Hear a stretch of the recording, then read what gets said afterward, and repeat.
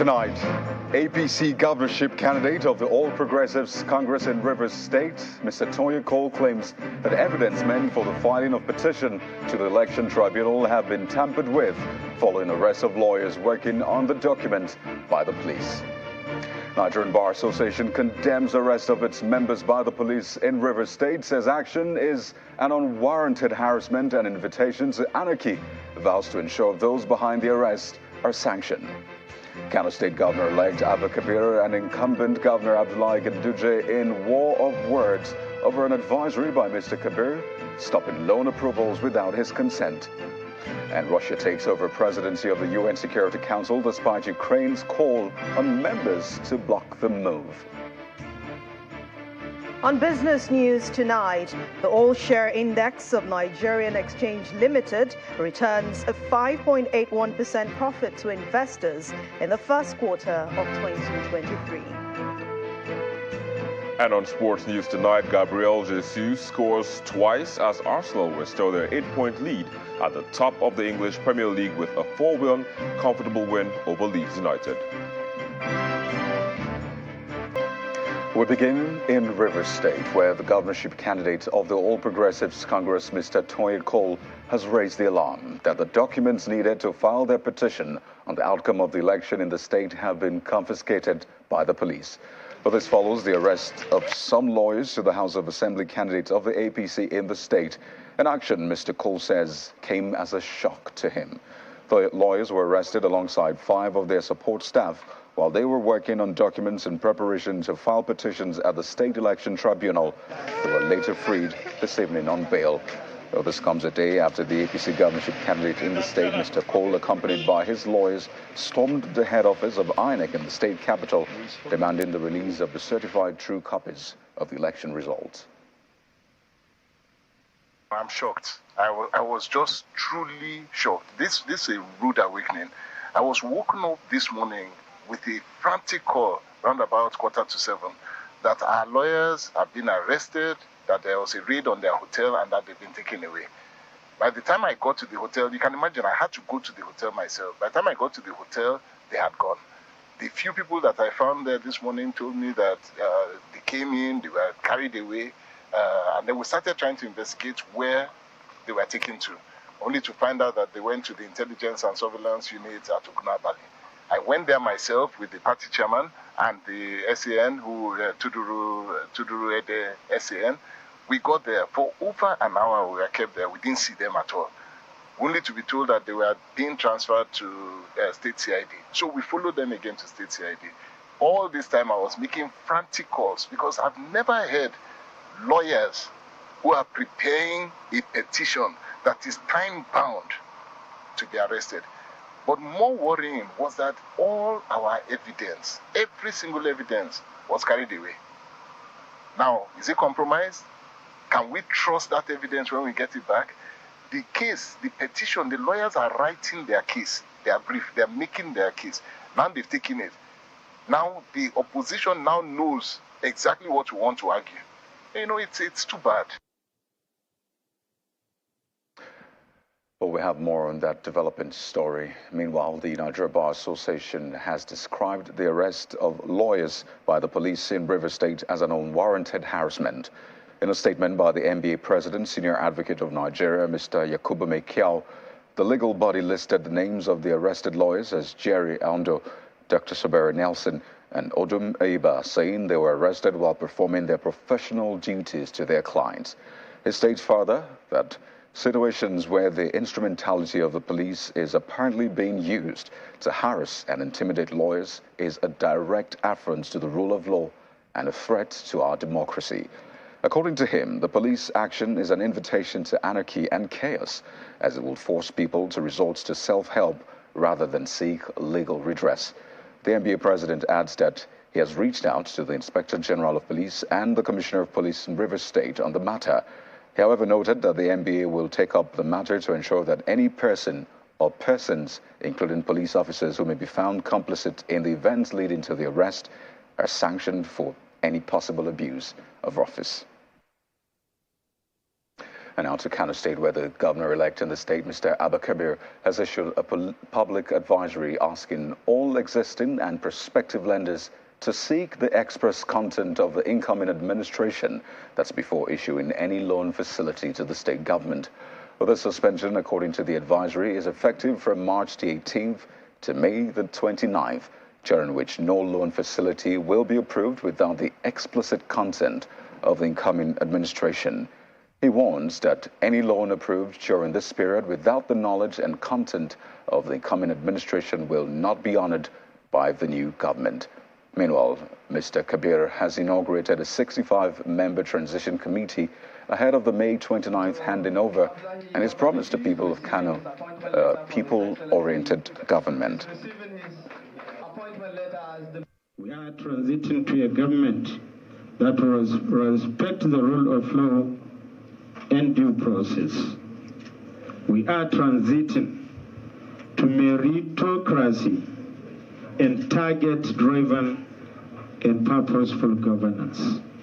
And we are transiting to patriotic nationalism and people-oriented governance. Your work at this committee will set the stage ready for our state's journey to enduring peace, economic prosperity, and sustainable development, inshallah. You are expected to carry out this assignment with professionalism, dedication, sincerity, and patriotism. You are also expected to be guided by the conditions of your appointment as contained in your letters of appointment and other relevant guidelines and directives that may be issued from time to time. Meanwhile, Governor Abdullahi Ganduje has been reacting to that advisory from the Kano State Governor-elect, directing lenders to seek his consent before giving loans to the state government. Governor Ganduje describes such action as baseless and indicative of a lack of direction in leadership. He warns the incoming administration that their success is temporary because, according to him, the APC is challenging the outcome of the state governorship election in court. He stated this after a prayer session organized in honor of the president-elect, Senator Bola Tinubu, at the Government House in Kano. It is a practical indication and a practical symbol that leadership has no sense of direction, because that kind of advisory is baseless. He's talking as if he's now the governor of Kano State. He's not yet the governor of Kano State. We are praying for him to govern this Kano well, but what I'm telling you, we are taking this success, a temporary success, which I can say, we are taking it to the tribunal. And for somebody to start making such speeches, I think you can judge that he's starting with a very, very wrong footing. That is our own idea about it. And on to security, the Zamfara State Police Command has paraded 21 suspects for various criminal offenses, including banditry, kidnapping, theft, and vandalism, among others. The police spokesperson in the command, Mr. Mohammed Shehu, explains that 17 of the suspects allegedly participated in the post-election violence that led to the looting of public and private property across the state. Several items were also recovered from the suspects.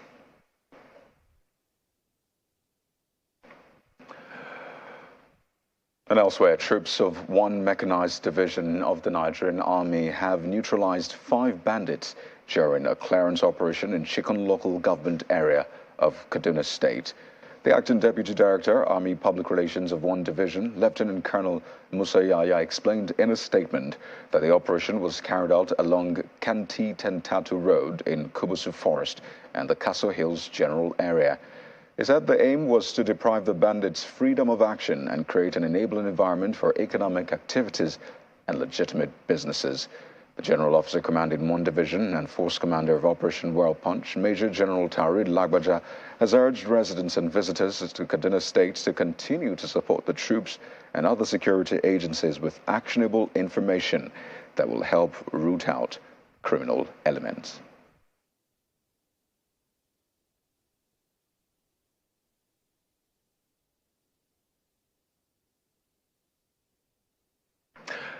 And also other stories now. As the cash scarcity continues, experts have been proffering solutions to the failed online transactions Nigerians are currently experiencing. On this next report, our technology correspondent Victor Matthias takes a look at the technology powering online transactions, its workings, and what went wrong as Nigerians in their numbers reverted to mobile banking applications and agency banking to meet their financial needs.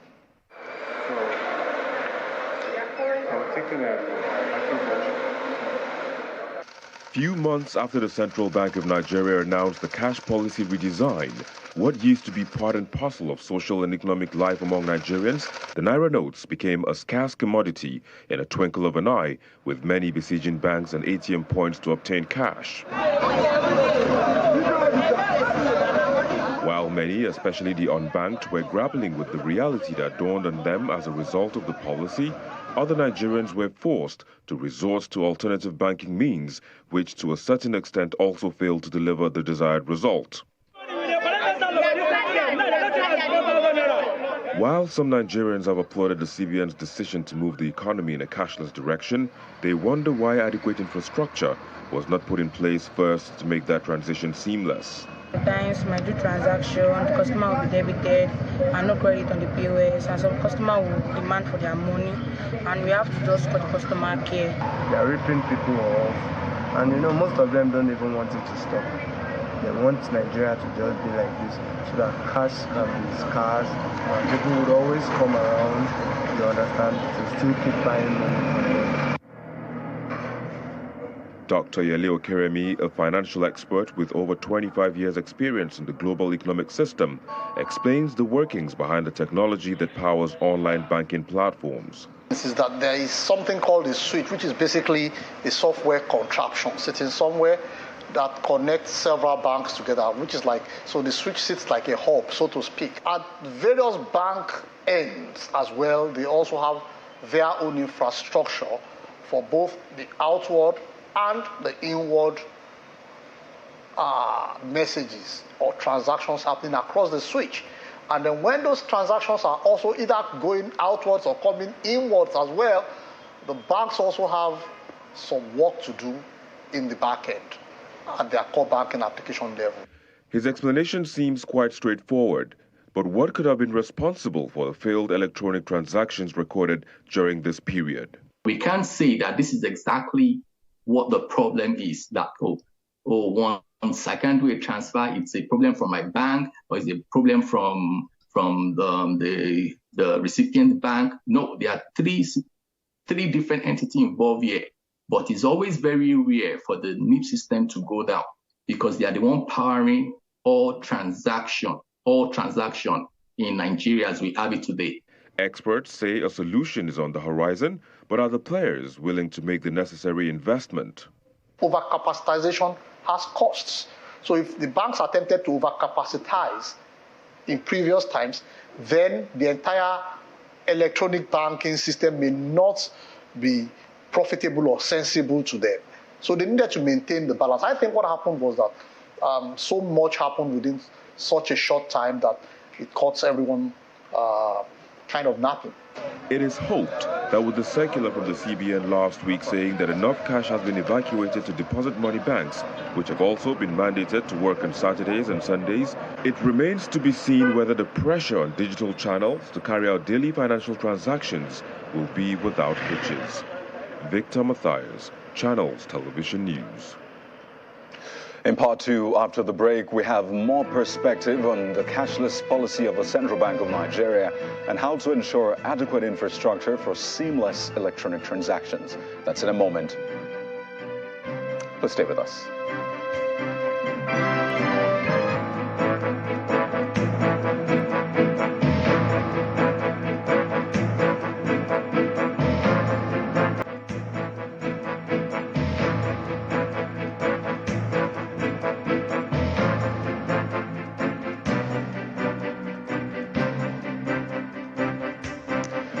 Welcome back. If you've just joined us, you're watching the news at 10, live on Channels Television. A reminder of our top stories.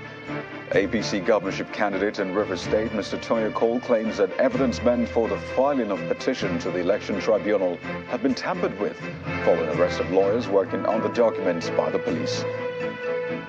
Nigerian Bar Association condemns arrest of its members by the police in River State, says the action is an unwarranted harassment and invitation to anarchy, vows to ensure those behind the arrest are sanctioned. Kano State Governor-elect Abba Kabir and incumbent Governor Abdullahi Ganduje in war of words over an advisory by Mr. Kabir stopping loan approvals without his consent. And Russia takes over presidency of the UN Security Council despite Ukraine's call on members to block the vote.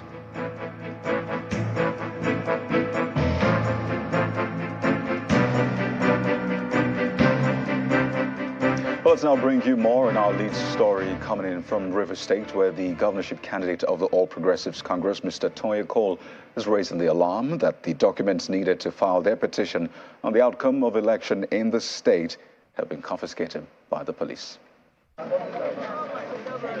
The governorship and House of Assembly elections might have been concluded, but the furore raised by the exercise is yet to settle in some states.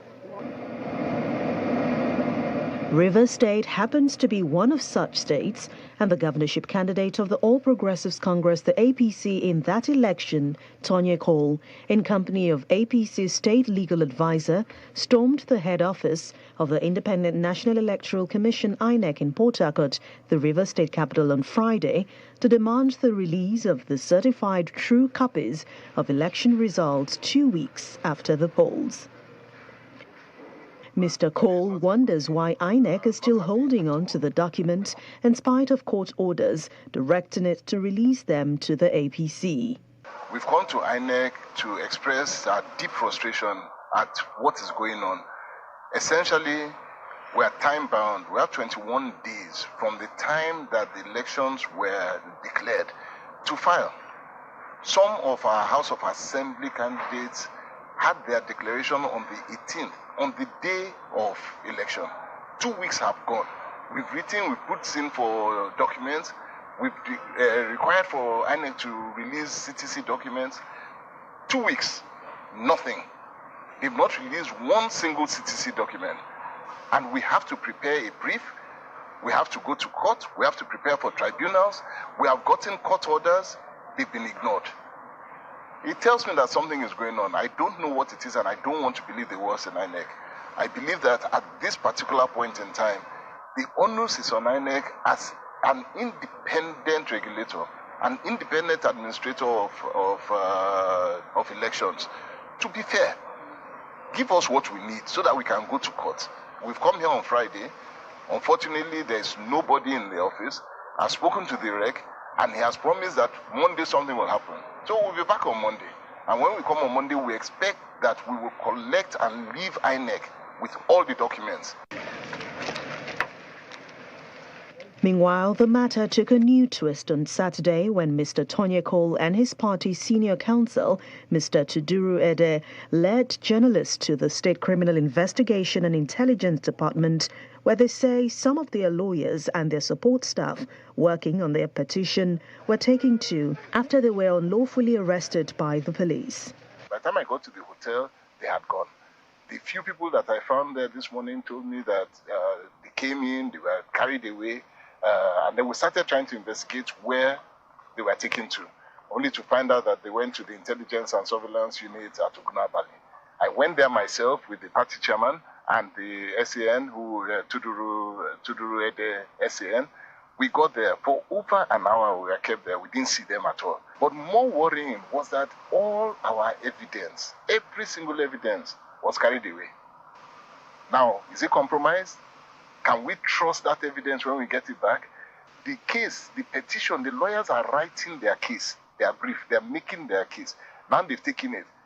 Now the opposition now knows exactly what we want to argue. You know, it's too bad.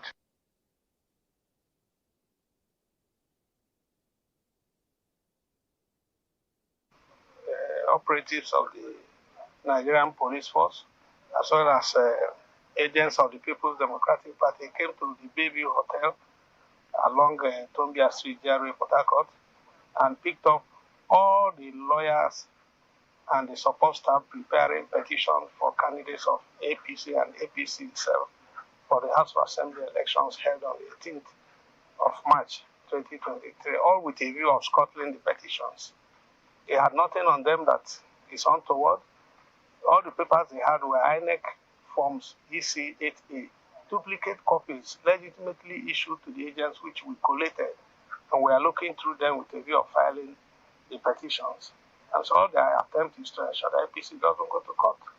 First and foremost, we have to go through to see if at the end of the day they give us back the papers, which ones are still there and which ones have been tampered with, or which ones have been removed by the police. The support staff are still being held by the police. Mr. Ede says while nothing incriminating was found on the lawyers, he adds that the APC will take appropriate steps to address the alleged infractions by the police. Well, to governance issues now, residents of Kaduna State have been outlining their expectations from the incoming administration of the governor-elect, Senator Abbas Sani, ahead of the swearing-in on May the 29th. Now, what is most prominent amongst the expectations is that the incoming administration should hit the ground running, as they say, and assemble a team of visionary, competent, and committed managers to drive the affairs of the state in the next 4 years. The federal lawmaker representing Kaduna Central in the Senate, Senator Abbas Sani, will be occupying the Sir Kashim Ibrahim House, Kaduna, from May 29, 2023. He based his campaign on a 7-point agenda, promising to continue and consolidate the efforts of the present administration. However, residents of the state are prepared to take him to task. Security challenge. Security challenge in the sense that the bandits are still hibernating in some local governments in Kaduna State. For example, Birnin-Gwari, part of Giwa, part of Chukun and Kaju. The incoming government has some work to do to make sure that these cases of banditry has become history in Kaduna State. The debt Kaduna State government owe, they are capable of paying their debts. According to recent data from the Debt Management Office, the state's current external debt stands at $586 million, while the local debt profile stands at 78 billion naira. Recent insecurity in the state has helped the ethno-religious diversity in the state, and residents want something to be done about it. You've never had Kaduna more divided than it is today. We want Kaduna to be united. You want policies that are people-centric, that would ensure that whether it is in education or in agriculture or in health, it is a policy that is for the people, that the people are carried along in the course of the consultation. Number one is security. After security, we go on agriculture. Let him wear his own gown and come out and do things that will make the people happy. Everybody has his destiny. He should pick his own destiny and work with it, and then make everyone happy in this state. Nevertheless, the new man that will be at the helm of affairs is oblivious of the challenges before him. We shall carry out the people's democratic directives with focus and unrelenting dedication. We shall govern for all, no matter how they voted, no matter how they worship or which of many tongues they speak. Our gaze will be firmly in the direction of continued progress, peace, prosperity of the state.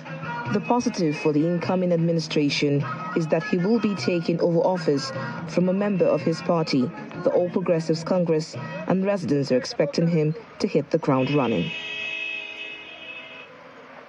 And to human rights issues, 50 military officers have been questioned by the Special Independent Investigative Panel on Human Rights Violations during counterinsurgency operations over alleged secret, systematic, and illegal abortion of at least 10,000 pregnancies by the military in the fight against insurgency in the Northeast. The Secretary of the panel, Mr. Hilary Ogbonna, gave the figure during a hearing in Yola, the Adamawa state capital. The panel also interviewed the brigade commander of 28 Task Force Brigade in Chibok, Borno State, Brigadier General Beidi Martins, and the commander of the 23 Armored Brigade in Yola, Brigadier General Mohammed Gambo. Members of the panel. The Special Independent Investigative Panel on Human Rights Violations during counter-insurgency operations is in Yola, the Adamawa state capital, after previously visiting Borno and Yobe states. The panel, which is headed by retired Justice Abdi Aboki, is investigating a report by British news agency Reuters in December of 2022, alleging that the military had been involved in about 10,000 alleged secret, systemic, and illegal abortions since 2013, a claim the military have denied consistently. While you were there as Deputy Director and Director, have you ever, or do you ever, at any point in time, observe anything being done or carried out by the Nigerian military as a way of directing soldiers to kill children or carry out abortion of women? Like I said earlier from the beginning, the Nigerian army is too professional to be tagged with this kind of claims. Why am I saying so? From the basic training to advanced levels of training, one thing the Nigerian army hammers on is international humanitarian law, and it does that in conjunction with reputable organizations like the ICRC, to ensure that this is entrenched among its men. The panel also questioned several other military officers, as well as hospital officials and rescued women over their involvement in the allegations. We hope that we are able to do all it takes to unravel whatever it is that have been contained in this report. And if there are places where we have found people guilty, the Commission will not spare anybody, will not spare any effort to bring those who are responsible to account. If there are no findings, the Commission will still be making recommendations as to reforms within the military operations in order to ensure that we integrate human rights into counterinsurgency operations. The panel plans to continue its investigation by visiting a couple of health facilities in the state, explaining that no conclusions have been reached so far. Well, let's now take a deeper dive into the cashless policy of the Central Bank of Nigeria as promised. We're joined on the news at 10 by Mr. Olushola Amusan, who is a digital financial analyst and the Chief Executive Officer of VEST. He joins us live from the United States. Well, thank you for joining us on the news at 10. My pleasure. Thank you so much. All right. You must have seen images from banks and ATM points of Nigerians wanting to get cash for their daily needs. And I wonder for you, how did all that come across to you in terms of the handling of a cashless policy? Yeah, from a policy standpoint, right? Obviously, analysts around the world have given their opinion about how they think the policy was malhandled. Like, the policy is an important policy. Definitely the government has interest in, making sure that certain things get done properly, except that the delivery of the policy itself came at such a time where, because of the fact that Nigeria isn't quite prepared for such a cashless economy, it didn't dawn on the people that, okay, there is a lot of work that still needs to be done. So unfortunately, the scenario that you saw all across the country is definitely as expected for a country that hasn't quite prepared well. So what more then do you think should be done as a matter of urgency to end this difficulty which Nigerians have been facing while using online channels to meet basically their financial obligations? I mean, now that, it's a case of trying to fix what has already happened, I think one of the key things to do is to work very closely with, digital channels, and make sure that there is a lot more work done to prepare, the populace. What I'm saying here is that banks, digital banking channels and platforms, mobile apps that basically allow money transmission within Nigeria have a lot of orientation to do. And there has to be some hybrid methodology where you can't just condemn or sort of like relegate the old process to, digital, you need to understand that there are folks who are not yet aware of how to use these platforms. I also see there is a concurrent clampdown on POS service providers because of some of the challenges and some of the abuse that those ones also got involved in. But essentially, those kind of POS service providers represent an hybrid system where you're combining digital channels and actual money disbursing channels, that would at least provide some form of succor to people who live in communities where they can't even access 4G or 5G internet to access the banking platforms. You see many of the banking e-channels also came crumbling under the pressure because they were not prepared for the amount of people that started using them. Neither did they even have support services. I'm talking about customer support services that would be able to answer the questions of people in the event of any breakages. So it's a collective effort. First, a lot of patience has to be exercised. Even people who normally would have used cash for everything need to take it easy and see how we can work together with the few banking channels that are available. Obviously, a lot of scaling issues are going on with all of the banks as well. Over a weekend, let's say they used to get 10 million people trying to make withdrawals. Now they're going to have 3 times or 5 times that number because this guy can't even find cash at the ATM terminals. So there's a lot of need for scale from a technology standpoint. Many of these banks are still on legacy systems, so you don't have auto scaling, and some of the other cloud technologies that can make a platform that used to take 1 million people now, be able to accommodate 20 million people. So a lot of work has to be done. What is the National Orientation Agency doing about this? There is budget for publicity from the federal government. Agencies of government outside the CBN, because clearly the CBN is crumbling under that pressure, outside the CBN need to then say, okay, what can we do? Ministry of Finance, Ministry of, the National Orientation Agency, all of these guys need to put resources into, public enlightenment. So I'm talking about Hausa, Igbo, Yoruba, and all of the other ethnic group kind of announcements on mass media to let people know other things that they can do and how we all have to exercise patience to be able to get to where we intend to get to. Interesting. So it's a collective work. But, amidst all of these challenges, we've seen a rise in new online platforms, payment platforms for both local and international transactions. And I wonder, what does this portend for the country? Is this some sort of silver lining amidst all the challenges? Yeah, I actually think that it's also a sign of the maturing that is happening to our financial services sector. So it's totally okay for alternative services, digital payment platforms, mobile applications that are built on banking as a service protocols to continue to emanate. So the rise that you see is actually showing that there is demand, for these financial services.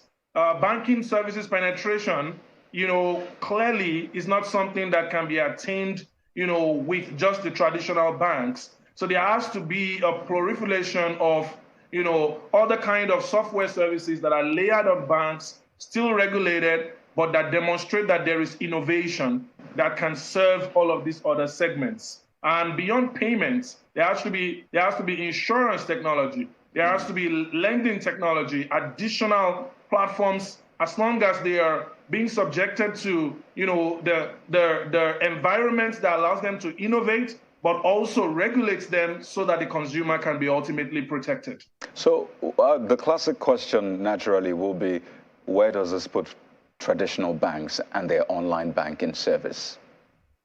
Trust me, I see the banks even seeing a lot of, they're also on their toes, right? So you see like the policies that now makes banks to actually become holding companies so that they can also create digital technology products, right? So some of the banks now have their own spin-off, products that is different from their traditional e-banking portal, which are built on legacy systems. And they're also spinning off very, very, adaptable, fast, fancy, mobile applications. And if they don't move as fast as possible, you would see many of these other platforms are sort of like taking over and becoming, licensable by the CBN, but what I really see is something that constitutes a partnership between the legacy banks and these applications. So it moves from competition to collaboration, and you can see these mobile applications extending the value that the legacy banks already have, having the cover of the licensing,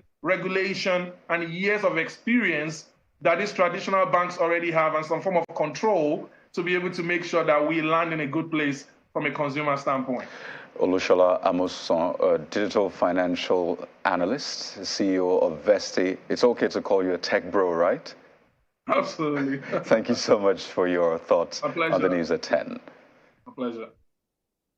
Well, let's talk education now. Civil society organizations and government agencies have continued to collaborate in the effort to reduce the number of out-of-school children in Nigeria, with special focus on the girl child.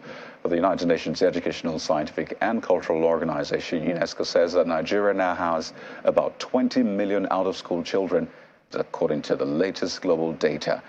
The latest initiative, directed at Oyo State, aims to bring all stakeholders on board to draw agenda for policymakers to make girl-child education a priority with right funding, policies and implementation. A familiar sight across the country. Teenage mothers out of school, begging for alms with their children also out of school. The hope for sustainable livelihood dims as they grow. This fact makes it very essential for government and all stakeholders to hit the ground running with necessary measures to arrest this trend. UNESCO's latest survey indicates that there are 244 million children and youth between the ages of 6 and 16 worldwide who are still out of school. Out of this, Nigeria accounts for about 20 million. Data shows us that girls are disadvantaged when it comes to education. If you look at dropout rate from primary to secondary and also from secondary to tertiary, girls are more at a disadvantage. And so we're bringing together civil society actors in Oyo State, but also across the nation, to discuss and aggregate their opinion, but also present it to different political parties running for offices in order that they prioritize the issue of education. Civil society organizations are collaborating with governments at all levels and escalating efforts to reduce the number of out-of-school children across the country, with special focus on the girl child. This is what people are asking for. This is what CSOs are asking for. This is what girls are asking for. One of our partners is also working with girls as well to see how girls can also, what exactly are girls saying. We also have the documentary component where we are also looking at the lifestyle of, what are the issues for the girls when they go to school, transportation, issues around, health and hygiene, issues around water and sanitation. So we're not just making assumptions. A World Bank-assisted survey in 2018 estimated that 702,000 children of school age are not in school in Oyo State alone. The Oyo State government says it is putting measures in place to change this figure. It is high time we all came together to face the challenges affecting our common goal in the transformation of education and that of the state of the girl child, finding lasting solutions to them by taking a step after the other. First, I would like to remind all of us seated here today that education is a tool through which ignorance can be reduced in the society. Anything short of this is a caricature which can lead to a misfit. There is active collaboration with the Nigeria Union of Teachers at both the national and state levels to achieve more success from these latest efforts. We have had issues concerning girl child education in Nigeria, particularly in Oyo State. We have seen some instances where we have a high degree of early childhood abortion, we have early marriage and the likes. Although the Oyo State government claims it has taken more than 60,000 children out of school in the past 4 years, it appears there's more that still has to be done, especially with a focus on the girl child. Also infrastructure now, the Lagos State government says rehabilitation work will be carried out on the 3rd mainland bridge tomorrow to repair identified failed asphaltic sections on that road. The State Commissioner for Transportation, Dr. Frederick Oladende, in a statement today explains that traffic will be diverted from one lane to another between 9 a.m. and 4 p.m. at the identified failed portion for the rehabilitation work. He gave the assurance that the Lagos State Traffic Management Authority, LASTMA, will be on ground to direct traffic to ameliorate the inconvenience to road users. Residents of the Mambila Plateau in Sardauna local government area of Taraba State may now heave a sigh of relief. That follows the rehabilitation of the only secondary health facility in the area 48 years after it was established. Now, commissioning the health facility, the state governor, Darius Ishaku, notes that the state government is committed to ensuring that the health of residents remains a top priority. The Mambila Plateau, located in Taraba State, northeast Nigeria, is the northern continuation of the Bamenda Highlands of the Republic of Cameroon, blessed with abundant natural and mineral resources. The plateau has an average elevation of about 1,600 meters. That's 5,249 feet above sea level. On many occasions, residents of the plateau travel long distances to the Republic of Cameroon to seek medical attention, as the only facility in the area, the Gembu General Hospital, constructed in 1975, was in a dilapidated state. Decades after, the Darius Ishaku administration gives the facility a total overhaul, complete with modern equipment. The hospital was a hospital by name. Then because there was nothing, visually nothing there. And doctors don't even want to come here then. And that was why most of the people from Bamga became doctors, because they had to go to school and become doctors because people don't want to come here. So, but now, if you go to the hospital, this is a standard hospital. A lot of things have changed in the hospital. A lot of renovation has been done. Structurally, the hospital has changed. The hospital environment used to be very bad, but now it has been changed. Buildings have been renovated, and a lot of changes has taken place in terms of the building. And we have also gotten additional staff, especially the nurses. We have gotten that because that used to be a problem here in this hospital. But under this regime, more nurses have been employed. Governor Ishaku defies the heavy downpour to commission the facility amidst cheers by residents for rescuing them from this health burden. To the glory of Almighty God and to the use of humanity and the people of this local government. May God bless him. Amen. The governor, alongside his entourage, takes an inspection tour of the facility. The new equipment include a magnetic resonance and imaging machine, theatre for surgeries and other procedures, laboratory equipment, 24-hour solar power, and modern hospital beds. The hospital was established in 1975 to provide curative and rehabilitative care to the people of this local government and its environs, and generally cater for their health care needs, and the hospital has been doing the needful. We believe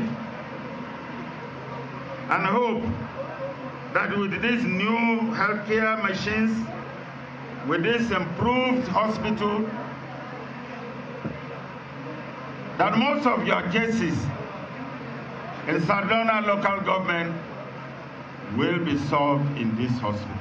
The Mambila Plateau is the proposed site for the hydroelectric power project, as well as preferred destination for tourists. Residents here are urging the federal government to also look into the issue of their poor road network and other infrastructure development that can improve their lot. Well, business news is next on the news at 10 with Anne Oaudo.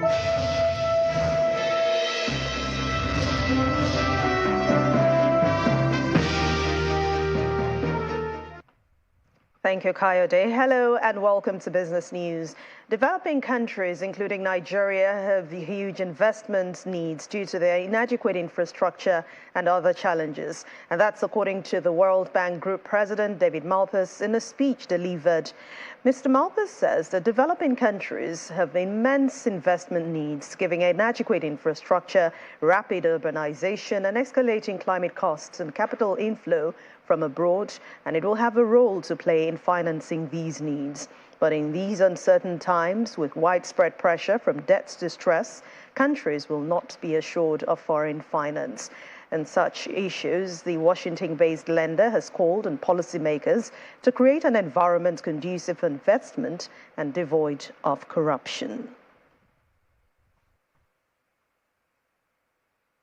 The all-share index of the Nigerian Exchange Limited returned 5.81% for investors as the stock market closed for the first quarter on Friday, March the 31st. Within the period, the ASI rose from 51,251.06 points to 54,232.54 points.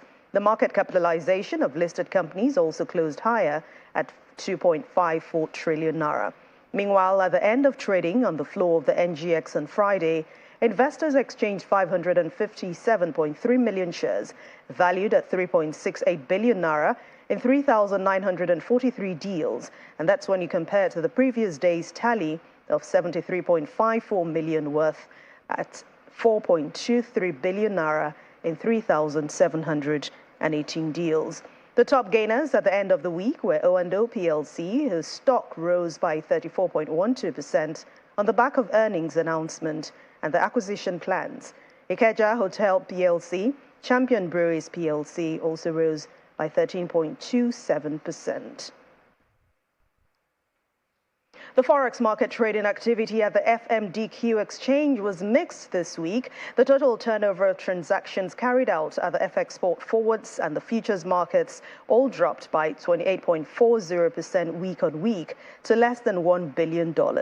A further breakdown of that figure shows the total value of transactions at the I&E window dropped by 42.23% to $540.65 million, while transactions at the FX derivatives market rose by 62%. Meanwhile, the value of the naira, which is the local currency of Nigeria, has weakened marginally by 0.004%, and that's about 2 kobo in value, to 461 naira 19 kobo against the dollar at the NAFEX window, when compared to 461 naira 17 kobo it closed with in the previous week.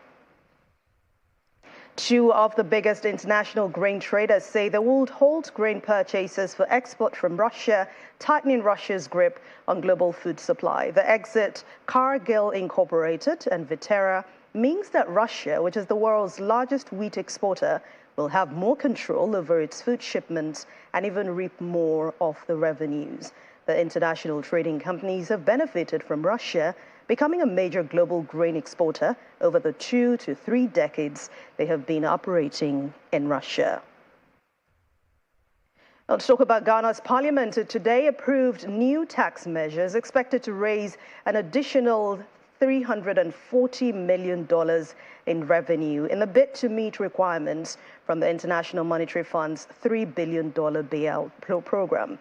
In the tied vote, the country's hung parliament passed the measure 137 to 136, and the bills will now increase some income taxes and corporate taxes, as well as excise duty on cigarettes and various alcoholic and sweetened beverages.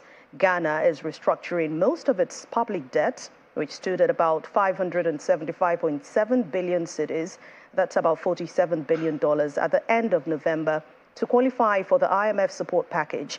The taxes will all help facilitate IMF approval for funding after bilateral creditors giving the necessary financial assurances. And that's business news for this week. Thank you so much for watching. I'm Anne Nwawado. The rest of the news at 10 continues now with Coyote.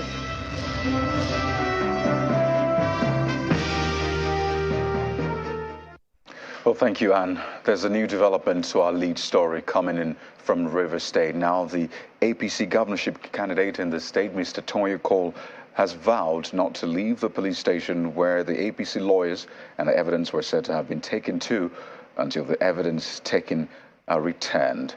Let's take a listen. It's past 10 o'clock on Saturday, 1st of April, 10 p.m. at night. I have been at State CID all day since they arrested our lawyers this morning at 7 a.m. We've been pursuing this case. They've released the lawyers, but they're holding on to all our documents. The from EC 8A and B, critical documents that we need for the tribunal. We have refused to leave unless we collect these documents, and we will not leave tonight. I'm going to sleep here. I've told the CP, I've told everybody that I'm not leaving here without those documents. I don't know what they want to do with the documents, but they cannot be compromised. We need it for our petition. We will not be cowed. We will not be defeated. I'm staying here until I get them.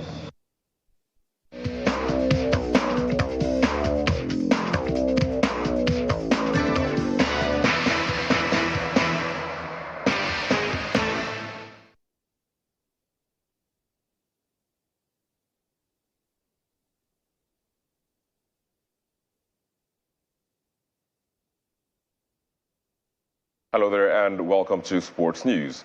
Now, Serie A leaders Napoli have confirmed that Super Eagles forward Victor Osimhen will be out of Sunday's game against champions AC Milan owing to a groin injury. Napoli said the decision to keep Osimhen out of the game was precautionary after his return from international duty with Nigeria, as his medical status will be reviewed next week. Osimhen's 21 goals in Serie A have propelled Napoli to the verge of their third Serie A title, the first since the time of Diego Maradona, when he inspired them to the 1990 Scudetto. In the English Premier League, Gabriel Jesus has scored his first Arsenal goals since October last year, as the Gunners restored their 8-point lead at the top with a comfortable win over Leeds United. Manchester City shrugged off the absence of the injured Erling Haaland to outclass Liverpool with a magnificent display. Aston Villa leapfrogged Chelsea into the top half of the table thanks to a hard-fought 2-0 victory at Stamford Bridge. Alexis McAllister scored a last-minute penalty as Brighton fought back 3 times against Brentford to earn a point. Crystal Palace snatched a late victory over Leicester City as Jean-Philippe Mateta scored deep into stoppage time, and AFC Bournemouth leapt out of the relegation zone as second-half turnaround helped them defeat Fulham. Meanwhile, Manchester City manager Pep Guardiola has said that the champions were almost perfect as they came from behind to beat Liverpool 4-1 at the Etihad Stadium. Julian Alvarez, Kevin De Bruyne, Ilkay Gundogan and Jack Grealish scored as Manchester City recorded a 7th straight win. Liverpool boss Jurgen Klopp acknowledged defensive deficiencies were behind their thumping defeats to Manchester City. Klopp admitted that the manner the Reds conceded goals in the second half was unfortunate. And away from football, the Nigeria Cricket Federation says the contract signed with players of the senior men's and women's national teams was to encourage high performance and sustain team building. The president of the federation, Uyi Akpata, said 18 players are on the first phase of the contract, while the second phase will bring on board 14 additional players by July the 1st. He added that the federation is targeting qualification for the next International Cricket Federation World Cup. Well, we wish them luck in that quest, but that's a wrap on Sports News. I'm Victor Matthias. Is back to Kaidi.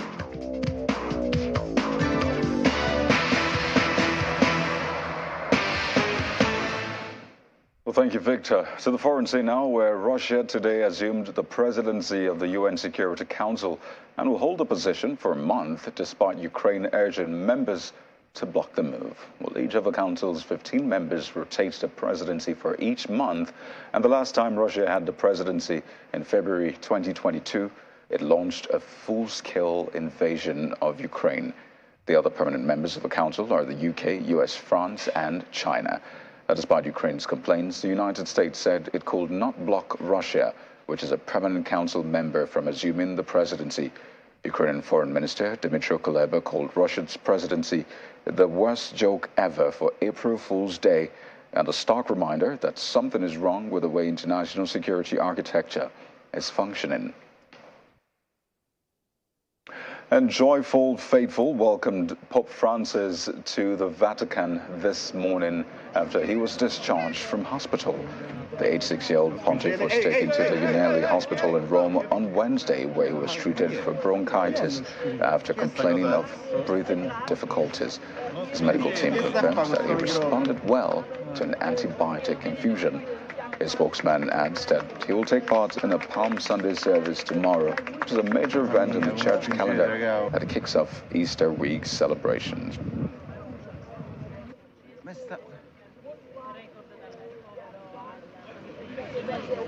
And the main news again.